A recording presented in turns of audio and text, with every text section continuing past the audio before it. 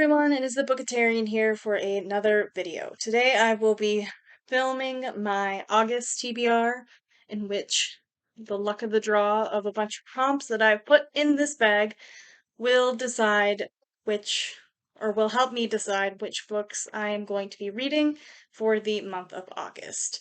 Now, I haven't been doing nearly as much reading these last 2 months as I probably should have been, so I'm going to add another draw as a punishment onto this to make 7 draws this month instead of 6, which is fine because I'm participating in 2 readathons this month and I kind of need all the opportunities to fill all of those prompts that I can get, so I'm not particularly saddened by this extra penalty. But without further ado, I'll just get started. I've already mixed the bag plenty, so I won't really need to mix it more. I'll just grab the first prompt. What are you? Oh, pink post-it note. Okay, so big cast. Alright, draw number 2, contemporary. Draw number 3, readathon. It's like an automatic free pass. That's actually good luck. Draw number 4, start a new series. Wow, I can barely, my handwriting is terrible. That's unfortunate. I've been trying to finish and catch up with more series than I've been starting, so it's a bit sad. Oh, draw number 5. I can't tell. I think it's supposed to be bigger than 350, which I can do. So a book that's bigger than 350. I crossed it over, so I can't really tell which symbol it's supposed to be. Okay, draw number 6. Morgan Matson read. I can do that. I have saved the date. It's been on my shelf for forever. Alright. 6. Okay, the last one. Set out of the US, which is really not that hard either. There are plenty of books that are set outside the United States. I'm reading one right now. Okay. So I have all of my 7 draws. I'm going to go and grab the books that I will put for each prompt and come back and show them to you. I'll be right back. Alright, I'm back and I have all of my books here out of frame so you can't actually get spoiled for what they are before I reveal them. For the prompt of Morgan Matson, which is an author's name, obviously, so whenever I draw an author's name out of the bag, I pick a book that I have not read by that author yet, and read a book by them. So I drew Morgan Matson, obviously. I was initially going to go with Save the Date, which is one of, not her most recent, because she's had another one that's just come out, but her second most recent release, which is taking place around the setting of a wedding. I don't remember the specifics, but I decided to go with Second Chance Summer instead because that one's been on my TBR for a lot longer. And that follows a girl who, I think she discovered that her dad is dying of cancer somewhat recently, or he passed away recently of cancer, something like that. And so it's about more like accepting your grief and working through it. It's a lot more hard-hitting contemporary, and I'm just really feeling in the mood for that right now, more than a wedding romance at this moment in time is not really what I'm looking for. Next, we have the prompt for new series, and I picked up one of the manga series that I have on my shelf that I haven't started yet. I only have the first 2 volumes owning physically, but it's Pretty Guardian Sailor Moon Volume 1, obviously, as it's the start of a new series.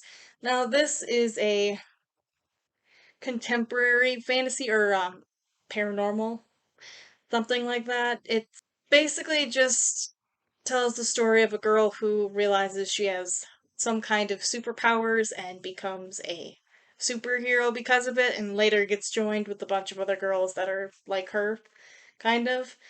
Okay, so for the book that is bigger than 350 pages, I have Sisters of the Snake by Serena and Sasha Nanua. And this, when I read the summary, it basically just stood out to me as a Indian Princess and the Pauper retelling. The pauper is a thief, and the princess is, I think, the daughter of the sultan. So for set out of the United States, we have Fountains of Silence by Rita Petties. I almost didn't find anything on my shelves that was actually set outside of the US, just because a lot of my books right now are fantasy, and I didn't want to count that because, of course, fantasy is mostly going to be outside of the real world, let alone the United States.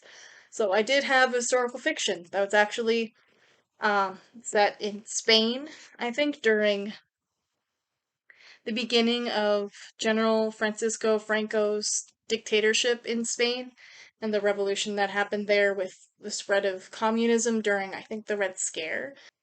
Okay. So for Readathon Read, I have Burn by Patrick Ness. I'm participating in the Sidekick Royal Readathon, um, which is a month-long readathon, and one of the prompts is a book with a dragon on the cover, and there's a dragon on the cover, or it has to be about dragons in some way.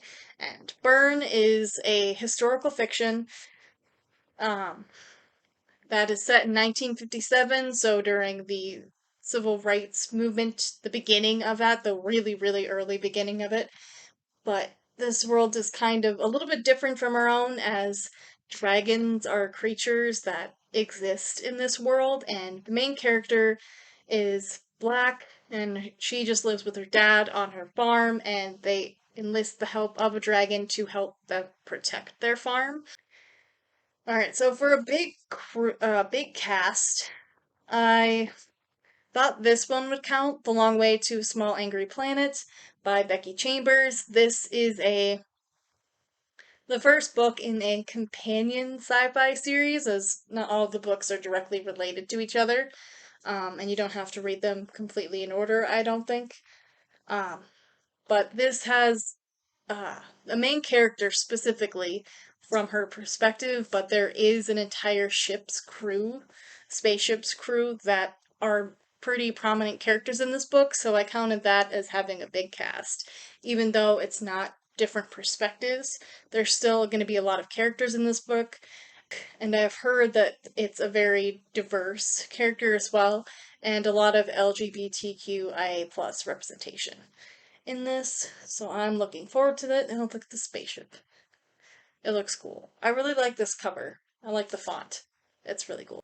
And the last book I have is You Should See Me in a Crown by Leah Johnson for a contemporary pick, and this book follows, I don't know what her name is, Liz Lighty. Liz Lighty, and she just lost all of her financial aid as she's going into her senior year of high school. For some reason, the aid fell through, and so she discovers that in her high school, specifically, the prom king and queen of her school get scholarship opportunities, or a specific scholarship and financial aid that goes along with that. So she decides that she's going to run for prom queen. The only problem is she, I think, is either a lesbian or bisexual, and she starts to fall in love with her competitor, fellow prom queen nominee. And so that kind of makes things a little bit difficult when they're competing against each other. I've heard a lot of really good things about this. I love the cover too. It's so beautiful. Purple is one of my favorite cover colors. Purple is one of my favorite colors. So this was just pretty, and I love the little doodle of the crown on her head. It's good. And another LGBTQIA plus read. So that is all of the books for this TBR. I'm considering making a separate TBR video for both of the readathons that I'm participating in, because I'm participating in the Merlin readathon, which is the first 2 weeks of August, and then the Disney Royal Readathon Sidekick Edition, which is a month-long readathon. And they both have several different prompts to go with that. and I don't want to make this video super long by adding in all of the prompts for that. So this will be TBR for now. I'm probably going to post a separate TBR video for the specific prompts in which hopefully I can get these books to repeat a few times. Hopefully. I don't know if that will work though. Alright, thank you all so much for watching. I will see you all in my next video soon. Bye.